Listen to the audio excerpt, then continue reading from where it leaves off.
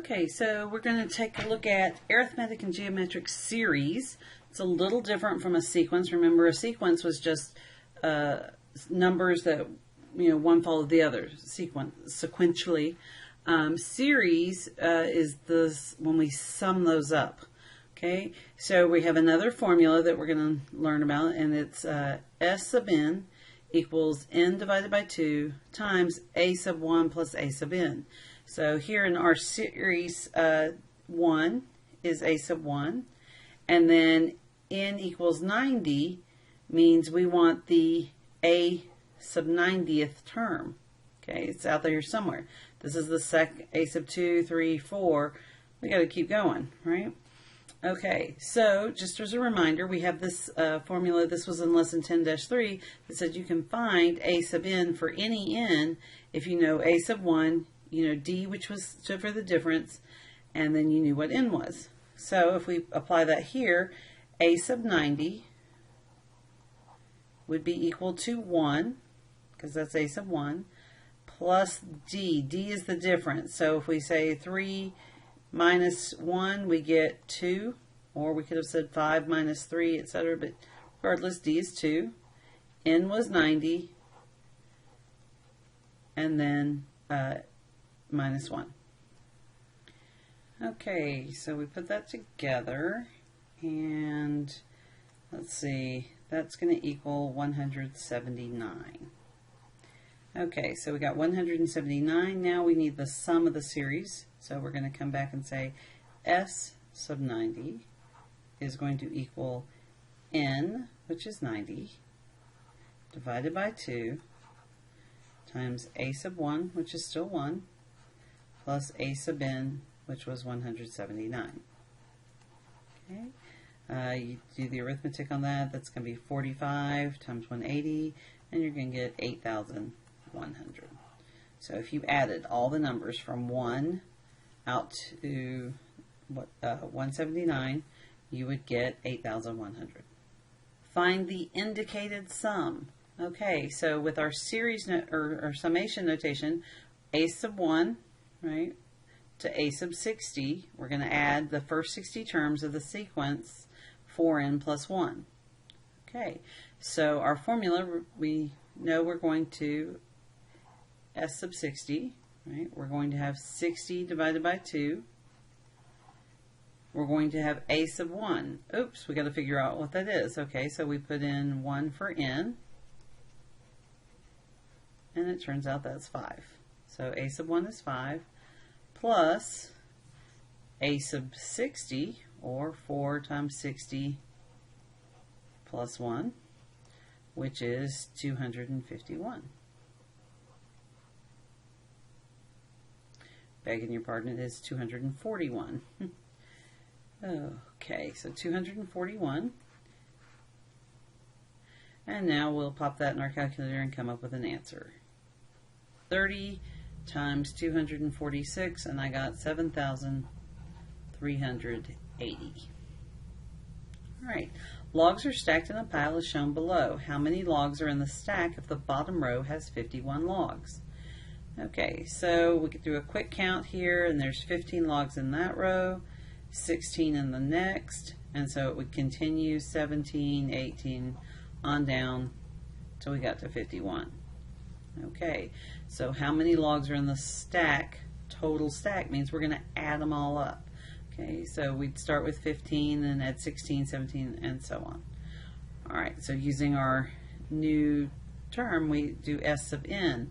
Well, we don't know what n is right now, okay? So we're going to have to figure that out.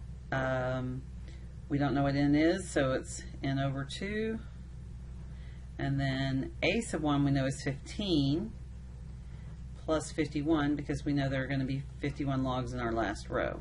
Okay, so n's kind of important though. We've got to figure that out.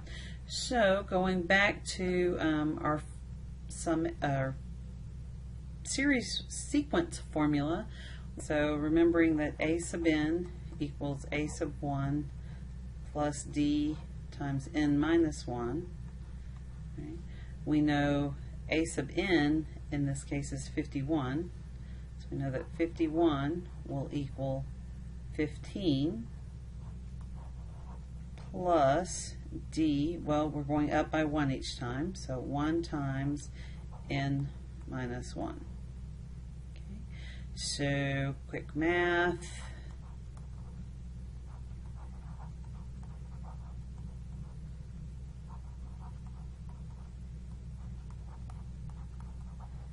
And we know that n is equal to 37. Okay, so we can come back over here and finish out our formula.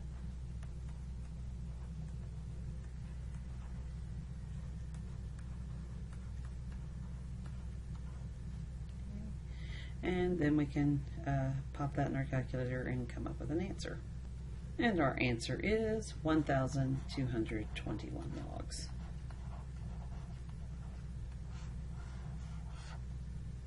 Okay, so that's arithmetic. Let's check out some geometric. Okay, so geometric sequences or series, sorry, we're talking about series, okay, are found, the sum of them are found by this formula. It's a little different from the previous formula. We have 1 minus r to the nth power, right? R was the ratio of the numbers, so we were going to divide them out, okay, to find out what r equaled. And r cannot equal 1 because if it does, we get 0 here, and division by 0 is not possible, so we don't want that. All right, so we need to know what n is going to be. We have n, that's going to be 9. Okay, a sub 1, we have a sub 1, that's negative 12. R is going to be one term divided by the other, so r would equal negative 18 divided by negative 12, which is 3/2. Okay, and that's all we need. So we've got our formula to fill out. So we have s sub 9 is equal to negative 12 times 1 minus 3/2 to the 9th power, being divided by 1 minus 3/2. Okay, and I'll give you a minute to put that in your calculator and we'll see what the answer is. Okay, so when you put it in your calculator, it looks something like that. And we have, I'll hit enter now, and you should have gotten negative 57,513 divided by 64. Okay, interesting sum. All right, let's take a look at another problem. Okay, so on a geometric series with summation notation, a sub 1 means put in 1 for n here. Okay, so a sub 1 will be 0.3. A sub 8 will be, because we're going up to 8, okay, will be 0.3 to the 8th power. Okay.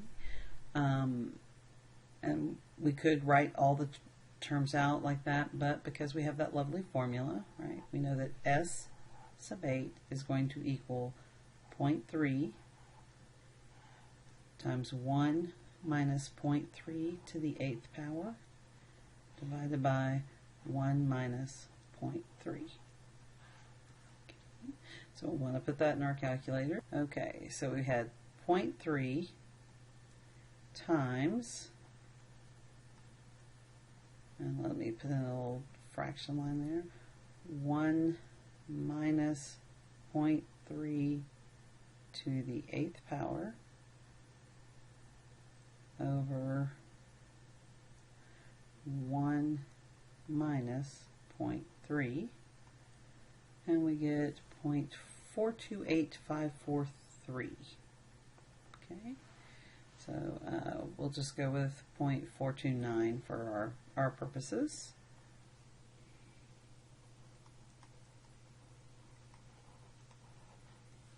Okay. The Kemps have been renting a house for the past 6 years. During their first year of renting, they paid $600 per month. If their rent was increased by 5% for each year after that, what is the total amount of money they have paid in rent over the past 6 years? Okay, now this is a little tricky because I said $600 per month and everything else is in years. So we want to do a quick change that to how much did they pay for 1 year. So that's going to be 600 times 12, right? And so that's $7,200 in rent for the first year. Okay, so that is our A sub 1 value. Okay, now it's increasing by 5%. Okay, so if it increases by 5%, then I am multiplying, right, by 1.05. So that's going to be my R value. Okay. All right, so if we put that together using our formula, we know that S sub 6 is going to equal 7,200 times 1 minus 1.05 to the 6th power divided by 1 minus 1.05. Okay, going back to the calculator. Okay, so $7,200 for that first year times 1 minus 1.05 to the 6th power divided by 1 minus 1.05. Okay, so they paid $48,973.80. Wow. That was just in rent. They should have bought the place, don't you think? Okay, so let's go back to our paper. And it was 48,000. Goodness, I cannot remember my numbers tonight. $48,973.80. So $973.80. That's a lot of rent money. Okay. Now you go do assignment A 10-5.